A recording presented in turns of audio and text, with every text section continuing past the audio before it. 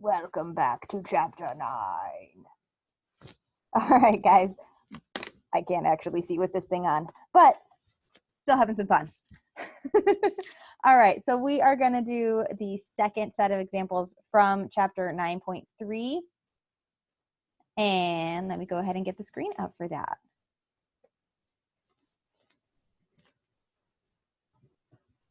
All right, there we go. All right, so we are going to go through example 2, and I'm going to use the monitoring progress number 6, just so that we have another practice problem using this solving with square roots when it's a little bit more complicated. So what we have here is we have a parentheses that's being squared. So what we need to do is we need to get rid of what's being squared.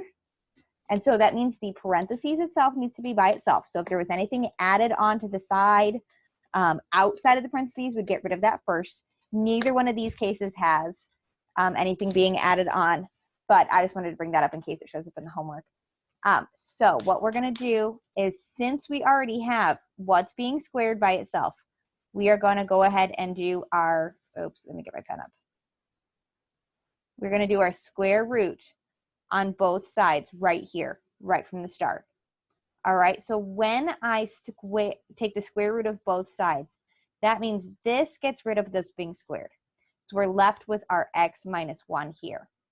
And then we have over here our square root of 25. Remember, when we take the square root of a number, it could either be 5 or negative 5. So this is our plus or minus 5 situation. Now, I can't solve anything when it's got a plus or minus in there. So what I have to do is think back to when we did like absolute values and we had to split it into 2 pairs or 2 different equations. We're going to have to do that again. So we're going to have our x minus 1 equals the positive 5, and we'll have our x minus 1 equals negative 5. Now we solve both equations for x. So what we're going to do is over here, we're going to add 1 to both sides. And we're going to be left with x equals 6. Or we're going to come over here on this one where we have our negative 5 and add our 1 to both sides. And we're going to wind up with our answer being x equals negative 4. So we're still going to wind up with 2 answers here. Most of the time, you will wind up with 2 answers. One answer is going to be rarest. No answers. It will also be there, because especially if it's a problem, if you want to make up a problem to keep practicing, you'll wind up with no solutions a lot of times. So you kind of just do your square root to get rid of the square once you have it by itself.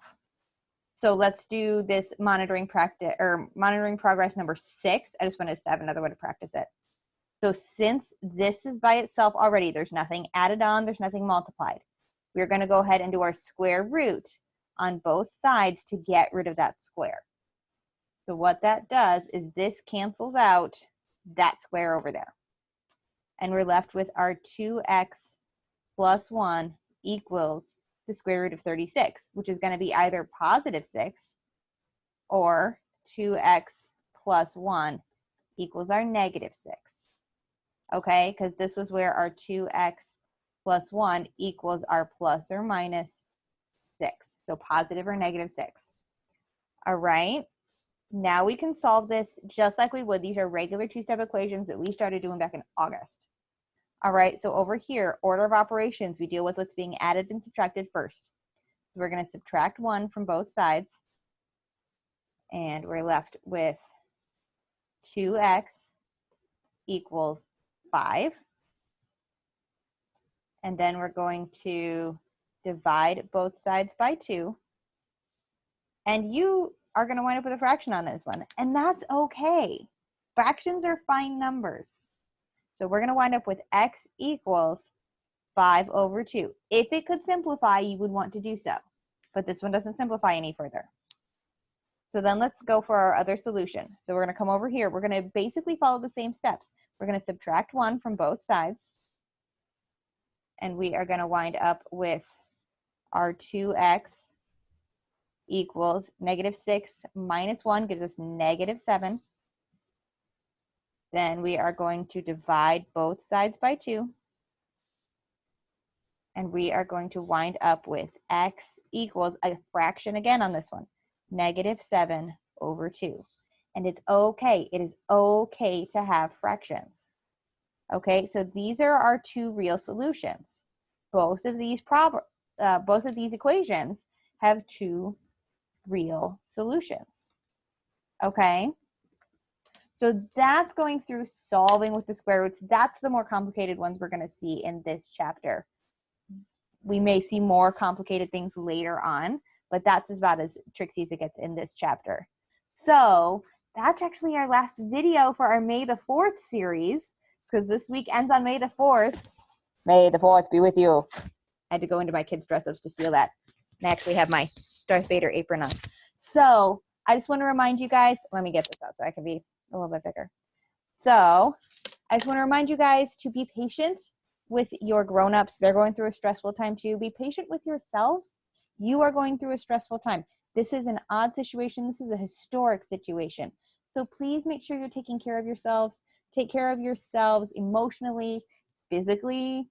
Keep moving, keep doing things. Work on your homework. Send me questions. I'm here if you guys need anything. I am here to help you. Please let me help you. If you get stuck, send me emails, send me questions. Y'all know how nerdy I am. I was super excited for this. Super excited for this. I've had so much fun this week doing videos. So, May the 4th be with you. Have a good week, guys.